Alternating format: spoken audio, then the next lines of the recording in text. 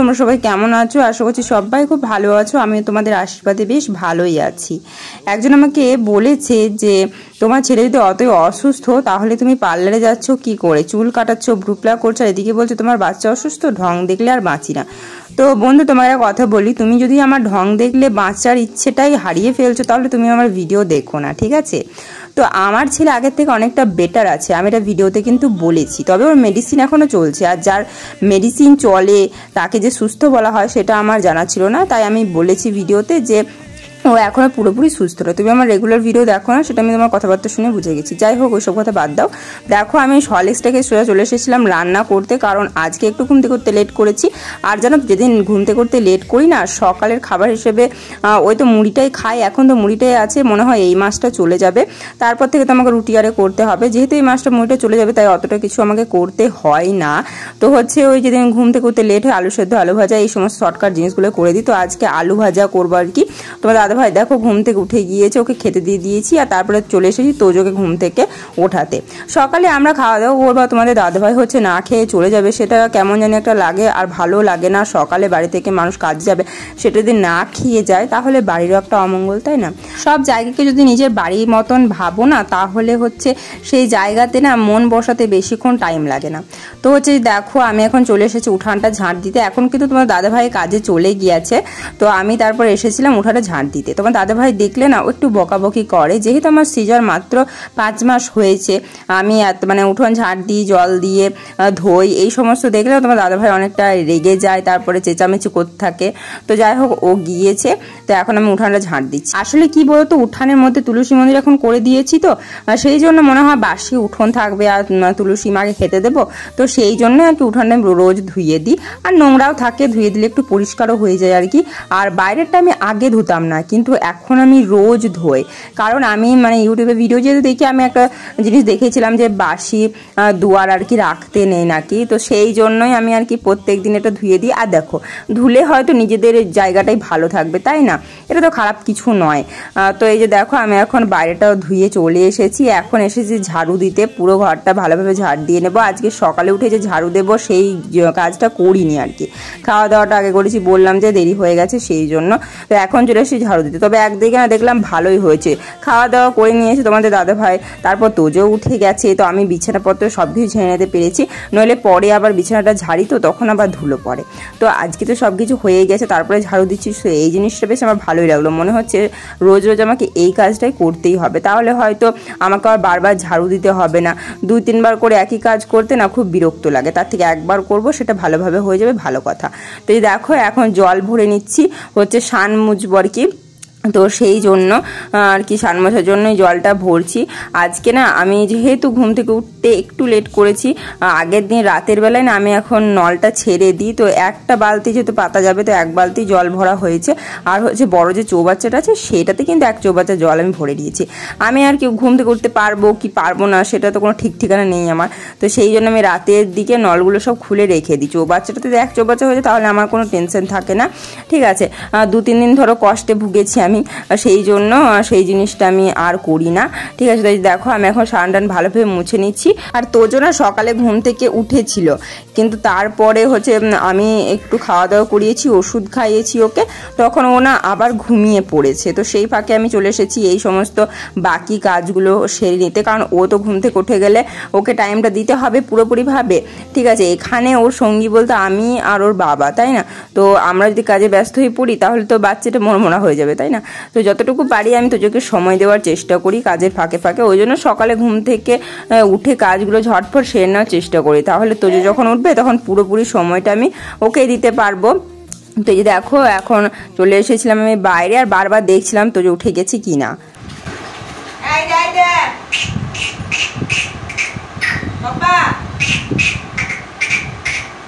তোজো, এই বেটাও, তোজো, এ শোনাই, পাপা দেখেছিস বদমাস, এ বদমাস, এ বদমাস, তোজো, ও বেটু, ই কুকা কুকা। তোজো হচ্ছে হঠাৎ করে ঘুম থেকে উঠে গিয়েছে আর ও এখন পাশ ফিরতে শিখেছে, উপর হতে শিখেছে। তো উপর হয়ে না ও ঠিকঠাকভাবে আর সোজা হতে পারে না, মানে একটু তো সময় লাগবে না, সময়ের সাথে সাথে সব কিছু ছোটো বাচ্চারা শিখে যায়। তো হচ্ছে ওকে সোজা করে দিতে হবে, তো অনেকটা চেঁচামেচি করছিল। এদিকে আমি কাপড়গুলো সার্ফে দিচ্ছিলাম, হাতে সার্ফ লেগেছিল, সেই জন্য আর কি আমি এইখান থেকে ওকে বলছিলাম সোনা বাবা যাতে উল্টে না যায়, উল্টে গেলে আমারই অসুবিধা। এখন 9:45 বাজতে যায়, তো বাসনগুলো এখন রইলো, বাসন ধোবো, কাপড় কাচবো, দিয়ে একেবারে স্নান করে নেবো। তার আগে হচ্ছে তোজোকে ওষুধ খাওয়াবো আর তেল মালিশ করে ও হয়তো ঘুমিয়ে যাবে, কারণ অনেক সকালে উঠেছে, কান্না করছে একটু। তো ওকে আগে রেডি করে দিই, তারপর আমি আর কি এই সমস্ত কিছু করব। তো চলো এখন ওকে রেডি করাই। আর ওটা কি দেখাবো বলো, বাচ্চা ছেলে কান্নাকাটি তো করবে, একটু মোবাইলে মানে ভিডিও লাগিয়ে ওকে ওষুধ খাওয়াতে হবে। তো চলো তোমাদের সাথে পরে কথা হচ্ছে। তোজোকে যা যা করার ছিল সমস্ত কিছু আমি করে দিয়েছি, ওকে ভালোভাবে তেল মালিশ করে দিয়েছি, খাইয়ে দিয়েছি, ওষুধও খাইয়ে দিয়েছি, তারপর ঘুমিয়ে পড়েছিল। তো এবার ও ঘুমাক, লাইটটা অফ করে দিলাম, লাইট জ্বললেও একটু প্রবলেম হবে। তো এই যে দেখো দই বসিয়েছিলাম, ওটাই আর কি এখন ফ্রিজে ঢোকাবো, মানে রাতে তো বাইরেই থাকে, তো একটু গরম হয়ে যায়, দইটা যদি ঠান্ডা না থাকে তাহলে ভালো লাগে না খেতে, তো একটু ঘোল টাইপেরই করি আর কি। আমি তো টক দই হিসেবে খেতে পারি না, অল্প চিনি দিয়ে দিই, রাতের বেলায় বসা, এই সকালবেলায় চিনি দিয়ে ঘোল টাইপের করে ফ্রিজে ঢুকাই দিই। তারপরে হচ্ছে তোমার দাদাভাই আসলে একসাথে খাই দুজনে। আর যদি আমার খিদে পেয়ে যায় তাহলে আমি আর ওর জন্য ওয়েট করি না, একাই খেয়ে নিই আর কি। তো দেখো আমি এখন এটা ফ্রিজে রেখে দিলাম ঠান্ডা হওয়ার জন্য। আর তারপরে আমার পড়ে আছে এক রাশ বাসনপত্র, তো সেই সমস্ত আর কি ধুতে এসেছি। আমাকে একজন নয় অনেকজনই বলো যে এইরকম করা থেকে বাড়িতে থাকা ভালো, তারপর হচ্ছে এইরকম ভাঙাচোরা কোয়ার্টার। দেখো তোমাদের কথা না আমি আর কোনো কিছু মাইন্ড করি না, আসলে তোমাদের মনোবৃত্তিটা এমনই যে সেটাতে উত্তর দেওয়ার মতন রুচিবোধও আমার আর লাগে না। তো তোমরা বলতে পারো তোমাদের মতন, আমার আর কিছু বলার নেই তোমাদেরকে, আমি যেমন আছি ভালো আছি, ঠিক আছে। যারা ফজি ওয়াইফরা আছে না তারা শুধুমাত্র এটার জন্য অপেক্ষা করে যে কখন তারা তাদের বরের সাথে গিয়ে থাকবে, বরকে ছেড়ে থাকার কষ্টটা যে কতটা সেটা তারা অবশ্যই জানে। আর ভাঙাচোরা হোক কিংবা রাজপ্রাসাদের মতন হোক, বর যেখানে থাকবে সেখানে থাকতে না সকলেরই ভালোই লাগে, ঠিক আছে, সেটা যেমনই হোক না কেন। তো যাই হোক আমার কাছে এটা কোনো অসুবিধার বিষয় বলে আমার মনে হয় না। হয়তো যারা এই কমেন্টগুলো করে তাদের কাছে হয়তো এটা আর কি অসুবিধার একটা জিনিস বলে মনে হয়। আমার তো মনে হয় তারা যে কোনো পরিস্থিতিতে নিজেদেরকে মানিয়ে উঠতে পারে না বলেই তারা নিজেদের মতো সকলকে মনে করে। যাই হোক সে কথা বাদ দাও। এই যে দেখো আমি কাপড় চোপড় মিলিয়ে নিয়েছি আর কি, তারপরে চলে এসেছি তুলসী মন্দিরে আর কি জল মিষ্টি দিতে। এইদিকে আমি না খুব ভয়ে ভয়ে জানো তো এই কাজটা করি। আসলে দেখো ঠাকুরকে চট করে দিয়ে ওঠাটাও একটা কেমনই একটা লাগে, তবে বাঁদরের ভয় মনে মনে থাকে। এইদিকে তোজোকে দেখতে পাচ্ছ, মানে মস্তান হয়ে গেছে আর কি। একদিকে ওর বিছানা আমি পেতে গিয়েছি আর ওইখান থেকে কোথা এসছে তোমরা একবার নিজের চোখে দেখো। আর খেলনাটাকে না ও বিকিয়ে দিয়েছে, মানে আর চলছে না জানো, এত বদমাইশ, সেই কবেই কিনলাম খেলনাকে বিকিয়ে আর কি যাতা করে দিল। এই দেখো বদমাসটা এখন বুড়ো আঙুল আর কি খেতে শিখেছে, ও আর কি 4.5 মাস বয়স থেকেই বুড়ো আঙুল খায় আর কি। দেখো ওই দিকে বিছানা আর ও কোথায় শুয়ে আছে দেখো।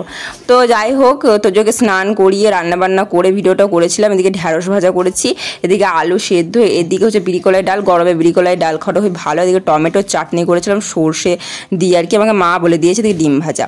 দেখো তোমার দাদা ভাইয়ের জন্য খাবার আর কি সাজিয়ে নিয়েছি। এই দিকে ঘটে গেছে আরেকটা কাণ্ড দুপুরবেলায়, কি বলবো, এটা হচ্ছে গোদা সাপ, মানে আমাদের দিকে সোনা গোদা বলে, তবে আমাদের দিকে না খুব ছোট ছোট। এদিকে দেখো মানে সেই ডাইনোসরের মতন বড় বড়।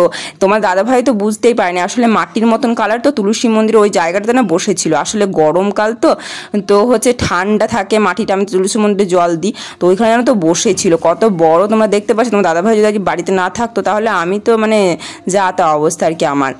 তো দেখো ও না পড়ে গেছে চৌবাচ্চাতে। আসলে এরা তো একটু মানুষকে ভয় পায়, তো ওকে হুটহাট করার ফলে না ও চৌবাচ্চায় পড়ে গিয়েছে। তো তোমার দাদাভাই আর কি ওঠালো কোনো রকমে। এই যে দেখো চলে গিয়েছে, পেছনে বললাম না অনেক জঙ্গল টাইপের হয়ে গেছে, দেখো কতটা নোংরা জমে গেছে।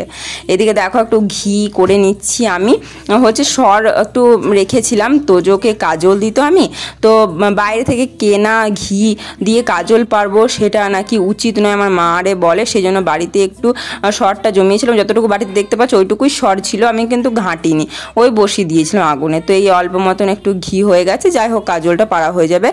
কাজলে অল্প মতন ঘি দিলে আর কি পাড়া হয়ে যায়, সেই জন্য অল্প মতনই করেছি। দুধ থেকে সর বেশি তুললে না দুধের সারমর্ম কিছু থাকে না, গুণাগুণও কিছু থাকে না, তাই বেশি আমি কিন্তু সর তুলি না।